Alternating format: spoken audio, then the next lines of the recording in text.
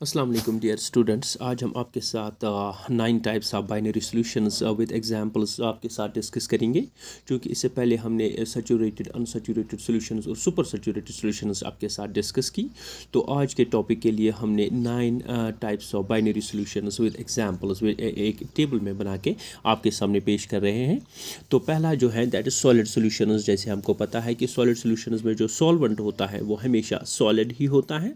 तो solid solutions में पहले सॉलिड इन सॉलिड, अगर हम सॉलिड इन सॉलिड सॉल्यूशन की बात करेंगे, जैसे सॉलिड सॉल्वेंट भी हैं और सॉलिड सॉल्यूट भी होगा। तो यहाँ पे सॉल्यूट जो है वो सॉलिड है और सॉल्वेंट जो है वो भी सॉलिड है। That's called as solid in solid. उसी को हम सॉलिड इन सॉलिड कह सकते हैं कि सॉलिड इन सॉलिड। सॉल्वेंट जो है वो सॉल्यूट जो है वो सॉल्वेंट में है। That's called solid in solid. क्योंकि सॉलिड दोनों हैं, इसलिए चंद एग्जाम्पल्स की मदद से हम आपको ये पूरी तरह से समझा सकते हैं कि सॉलिड इन सॉलिड सॉल्यूशंस क्या है। We are having alloys. Alloys जो है वो है मिक्सचर ऑफ मेटल्स। चूँकि दोनों मेटल्स हैं वो सॉलिड ही हैं।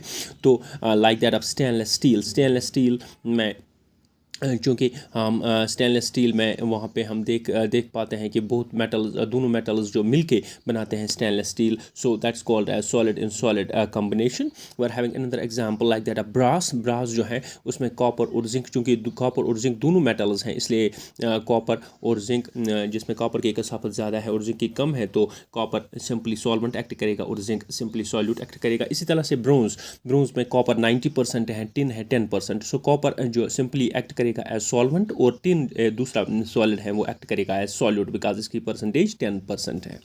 दूसरे एग्जांपल है that is liquid in solid. जो चूँकि ये सॉलिड सॉल्यूशंस ही है, तो सॉलिड सॉल्यूशंस में दूसरी जो टाइप है that is liquid in solid. So liquid जो है वो सॉल्यूट एक्ट करेगा और सॉल्वेंट जो सॉलिड सॉल्यूशन में सॉलिड ही रहेगा। तो यहाँ पे देखिए आप, सॉल्यूट जो है वो लिक्विड है और सॉल्वेंट जो है वो सॉलिड है।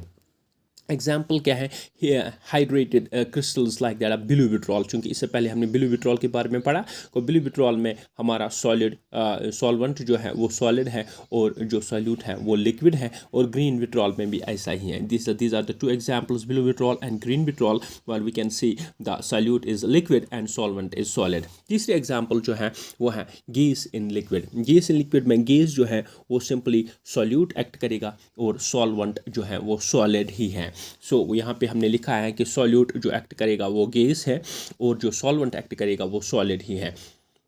तो यहाँ पे एग्जाम्पल के तौर पर हमने आपके साथ यहाँ पे बयान किया क्या कर रहे हैं कि gas absorbed over the surface of the metals like nickel, palladium and palladium extra. So we can say that जो गैस होते हैं वो कभी कभी surface of metals like that of nickel and palladium पे जम जाते हैं। तो ये गैसेस जो है इनकी कसाफत कम होती हैं, तो ये एक्ट करेंगे एज सॉल्यूट, और जो मेटल्स हैं यहाँ पे निकल और पैलेडियम वो एक्ट करेंगे as solvent. So it's called as gas in solid solution. Okay, now the next second example is the liquid solution. क्योंकि पहले एग्जांपल में हमने सॉलिड सॉल्यूशन पढ़ा था, तो सॉलिड सॉल्यूशन में हमने सॉल्वेंट को सॉलिड ही पाया। तो लेकिन जो सॉल्यूट था वो सॉलिड था, वो लिक्विड था और गैस था। अब दूसरे एग्जांपल में हमने जो दूसरा टाइप है बाइनरी सॉल्यूशन का, that's called as the liquid solution. तो लिक्विड सॉल्यूशन जो है, यहाँ पे लिक्विड जो है वो सॉल्वेंट एक्ट करेगा और जो सॉल्यूट है वो सॉलिड होगा, लिक्विड होगा और गैस होगा। तो पहली एग्जांपल है that is solid in liquid. क्योंकि सॉलिड जो है वो सॉल्यूट एक्ट करेगा, यहाँ पे लिक्विड एक्ट करेगा एज सॉल्वेंट। आप देखिए यहाँ पे this is solute, but in this solution the solute is solid and the solvent is always liquid. यहाँ पे आप देखेंगे लिक्विड सॉल्वेंट ही होगा, जैसे यहाँ सॉलिड सॉल्यूशंस में सॉल्वेंट सिर्फ सॉलिड ही था।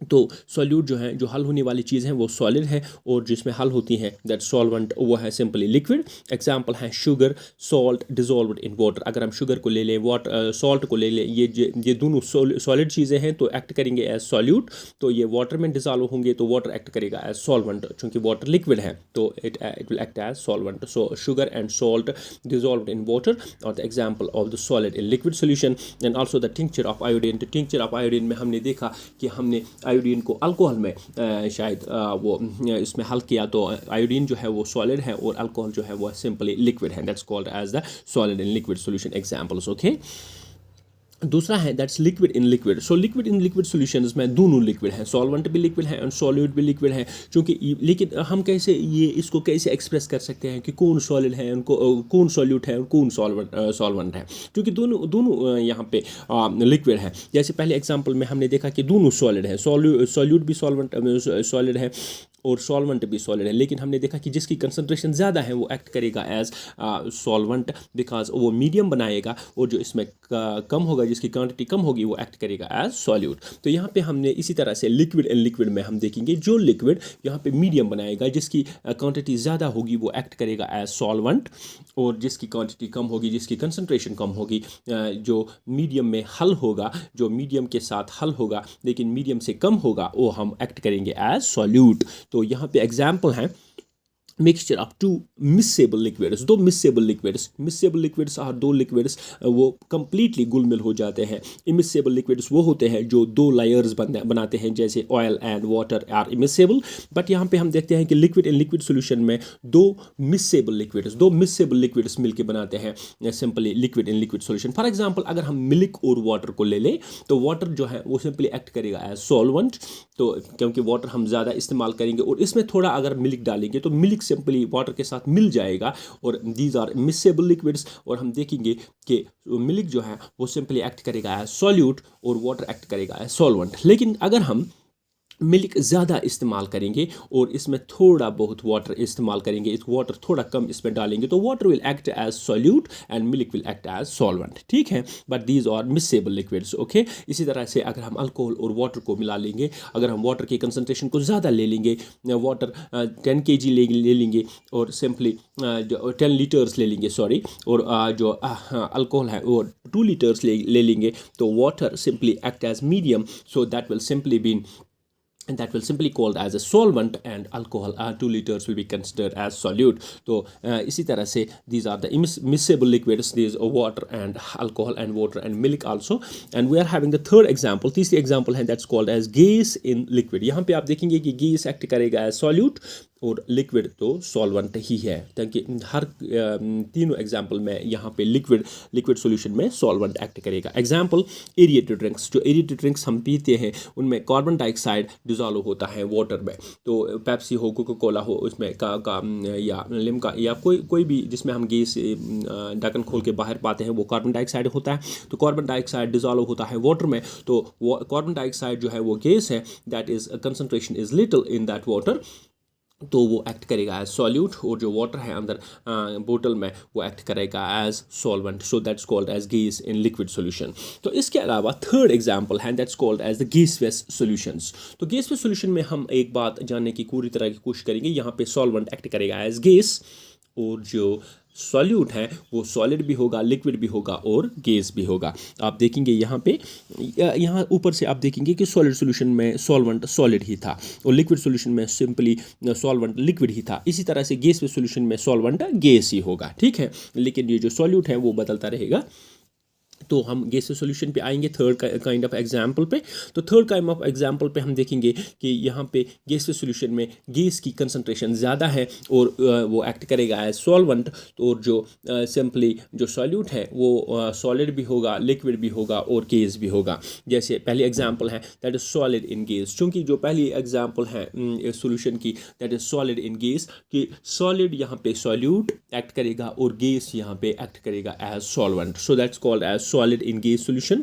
सो सॉलिड इन गैस सॉल्यूशन में हम एग्जांपल लिखिए यहाँ पे कैम्फोर इन आयर। कैम्फोर जैसे हम अतर इस्तेमाल करते हैं इन आयर, क्योंकि अतर जो होती है एक छोटा सा that's called as ball, that's called as the camphor ball, छोटी सी बॉल होती है वो हम इस्तेमाल करते हैं इन आयर, और इसकी पूरी तरह से इसकी डिफ्यूजन हो जाती है पूरी तरह से आयर में, क्योंकि आयर की कंसंट्रेशन ज़्यादा होती है। तो आयर जिसमें ये इसकी महक मतलब महसूस करते हैं हम, तो air will act as solvent, और कैम्फोर छोटा है कंसंट्रेशन से as compare to that air that will act as solute, okay, that's called as solid in gas solution. इसी तरह से आयोडीन इन वाटर, अगर हम आयोडीन इस्तेमाल करेंगे, मान लेंगे कभी आयोडीन अपने जिस्म पे, या आयोडीन की बोतल को ढक्कन खोल के हम सिंपली इसकी बू को महसूस करते हैं, लेकिन आयर की कंसंट्रेशन ज़्यादा है आयोडीन से, air will act as solvent and iodine is act as a solute and it is solid in gas solution example, okay.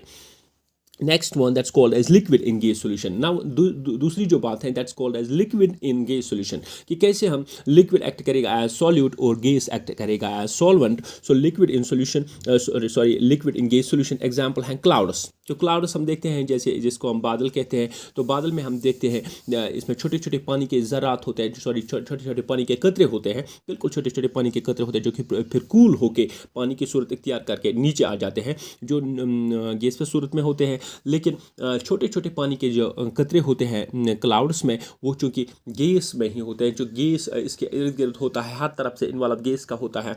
तो simply that's called as liquid in gas solution is example. The clouds are the best example for the liquid in gas solution. इस तरह से fog जिसको हम धुंध कहते हैं, तो धुंध में हम देखते हैं कि छोटे छोटे पानी के ज़रात होते हैं, वो सिंपली आयर इन्वॉल्व उनके इर्द गिर्द बहुत ज़्यादा होता है, तो हम देख पाते हैं that's called as liquid in gas solution. इसी तरह से मिस्ट भी होता है, मिस्ट में पानी की कंसनट्रेशन ज़्यादा होती है, बहुत ज़्यादा होती है, तो हम देखते हैं कि मिस्ट में भी हम लिक्विड इन गैस सोल्यूशन की एक एग्जाम्पल है mist. So fog, clouds and mist are the 3 examples of liquid in gas solution. And last पे हम देखेंगे गैस इन गैस सोल्यूशन।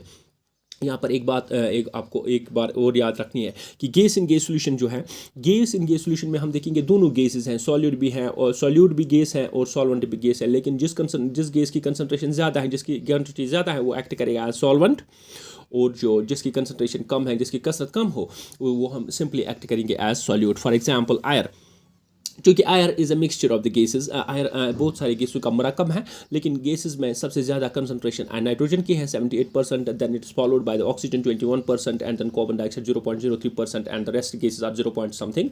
सो हम देखेंगे कि जब से ज़्यादा कंसनट्रेशन यहाँ पे नाइट्रोजन की है, देन ऑक्सीजन की है, सो द कंसनट्रेशन जिसकी ज़्यादा है वो एक्ट करेगा एज सॉल्वेंट, और जिसकी कम है that will act as solute. और इसी तरह से हम example है mixture of gas. So air is a mixture of gas, the best example for the gas in gas solution.